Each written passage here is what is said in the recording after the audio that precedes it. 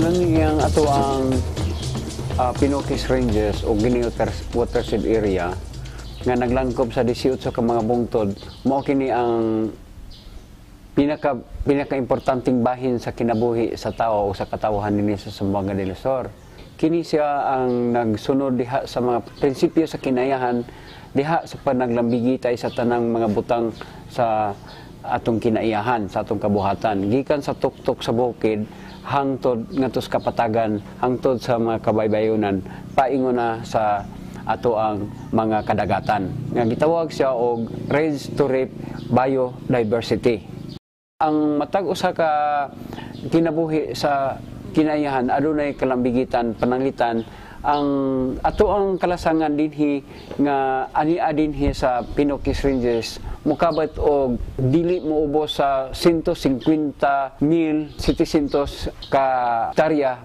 Kini siya mao ang naghatag og kanang igo o husto nga supply sa tubig sa 187 ka mga tributaries sa 5 kadagko nga mga suba sulod dinhi sa Zamboanga Peninsula. Ang Bisuangan River nga anaa nahimutang sa kanang Mount Kulabo gikan nga kilid sa Pinoquis, moabot na siya dito sa kabaybayonan sa Dumangkilias Bay. Ang Sibugay River, musangko ko ni siya dito sa Sibugay Bay. Samtang sa pikas bahin sa Del Norte, naay gitawag din nga Ikuan River nga mopadulong siya sa Sindangan Valley hangtod sa Sindangan Bay. Ana ang Dipolo River o ang pinakamahinungdanon dinhi sa Zamboanga del Sur sa Galabangan River, dili maubos sa 47,000 ka mga hektarya nga trasangan nga naghahatag og tubig nga mainom, tubig alang sa panimalay, tubig alang sa agrikultura nga midagayday paubos paingon dito sa Iliana Bay.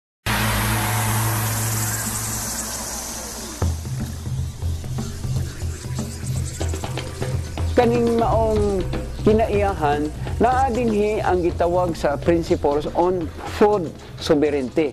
Food sovereignty tungod kay ang tanan nga mga butang sa kinaiyahan gikan dinhi sa Pinoquis hangtod paingon sa ubos, siya ang adunay dakong papel alang sa pagprodukto sa pagkaon. O kining mga pagkaon nga maproduce nining maong kinaiyahan, gimo kini ang gikaon sa halos 1 ka-milyon nga populasyon dinhi sa Zamboanga del Sur. Kung tanaw nimo, ang relasyon sa kahoy dito sa tumoy sa bungtod sa mga kalasangan ngadto sa kinaiyahan dako kayo nga naman tungod kay ang mga suba nga nagadagayday dinhi gikan sa mga katunggingon ako nga tributaries nagapaingon siya dito sa mga kadagatan ug na-neutralize siya sa tab-ang ug parat nga tubig. Og dinhi sa partikular sa Iliana Bay 500,000 hektaryas nga Iliana Bay, diin 43,000 niana nga mga fisher folk nga nagsalig alang sa pagpangisda, pagpangkulikta o ganang nang kinhason o ganang agal-agal. So, nianang bahina ang aspeto sa ekonomiya sa atong katilingban diha gyud gisalig niana. Kana to ang pinakadako nga mahatag, matampo sa watershed dinhi sa Pinoquis o sa tibuok nga ranges. Kay ang Pinoquis usa ka bungtod pero usa lang siya sa watershed sa Labangan River. Nga siya ang nagdiktar sa kaanindot sa klima, siya ang naghatag sa husto nga humidity, kaumugon, ug siya ang naghatag sa mga gitawag og mga bakterya nga gikinahanglan nga kapatambok sa yuta, ug siya po itong nagahatag og tubig nga limpyo, tubig nga mainom, tubig para sa agrikultura sa atong mga sa ato ang mga katawhan dinhi sa Zamboanga del Sur o sa tibuok nga rehiyon. Agahimtang karon sa Pinoquis Ranges, nakita ang imminent threat, adunay hulga ang pinakadakong hulga nini mao kining walay puas sa pagputol og mga kahoy alang sa pagtablon sa mga tao nga nag-illegal. Dayon aduna pa yung mga kaingin sa ato ang mga maguma nga gusto lang yung manumba og kahoy diha sa mga lasa nga unta klaro man na nga dili na pa putlan og kahoy. Panang gitawag o nila og pagputol gyud og kahoy sa rason nga himo timbering sa mga small scale mining. Sumala sa kunaybawan og sa mga data nga ato nakuha, adunay 42 ka mga mineral production sharing agreement application. Adunay 110 ka hektarya o kini gi-applyan sa 42 ka mining company. Dako kayo ang hulga mabungkag kining ato ang Pinokis Ranges o kini ato mga watershed tungod kay ang ilang application is on the basis on open pit mining. So usa na sa dako nga kanang naang hulga. Ikaduhang hulga na ana ang presensya sa mga small scale mining.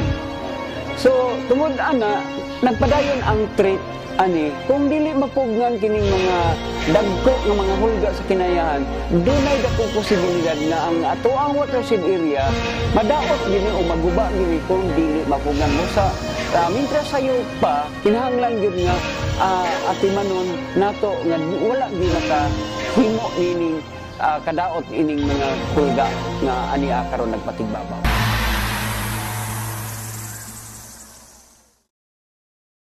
Katong mga hulga nga itong na hisgutan, kinahanglan itubag to as isip mga tao nga gitahasan sa Dios sa pagbantay sa kinayahan. Sa legal nga aspeto, sa to ang gitawag og patakang balaod sa atong konstitusyon atong 1987. In particular, Article 2, Section 4.